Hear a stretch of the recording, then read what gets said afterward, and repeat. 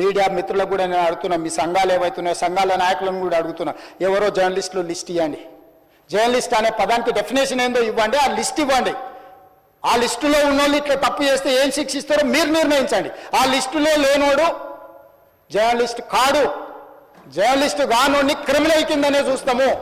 ఆ క్రిమినల్స్ని ఎట్లా జవాబు చెప్పాలనో గట్లనే చెప్తాం. ముసుగేసుకొని వస్తే ముసుగు ఊడవికి బట్టలు గుడ్డలు ఊడదీసి కొడతా అని చెప్తున్నా. నేను తమాషా చేయొద్దు.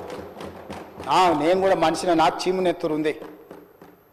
అన్నిటికీ బరాయించుకుంటే తప్పులని అన్నిటిని మోసుకుంటే ఏదో కుర్చీలు ఉన్నా కాబట్టి ఊరుకుంటా అనేమన్నా ఏషాలు వేయదలుచుకోరాం. అన్ని చట్టపరంగానే చేస్తా. చట్టాన్ని పరిధి నేను దాటను. ప్రతిదానికి ఒక శిక్ష, ఒక విధానం ఉంది. ఏది కూడా పరిధి దాటను, ఎందుకంటే నేను ముఖ్యమంత్రిని. చట్ట పరిధిలోనే అన్ని శిక్షలు ఉంటాయి. జర్నలిస్టులకు కూడా నా సూచన, ఎవరు జర్నలిస్ట్ వాళ్ళ గుర్తింపు కార్డు ఏందో మీరు నిర్ణయించండి. అది ఏదో ఏ లైన్ మీరు చెప్తారో చెప్పండి, వాళ్ళని మినహాయిస్తాము.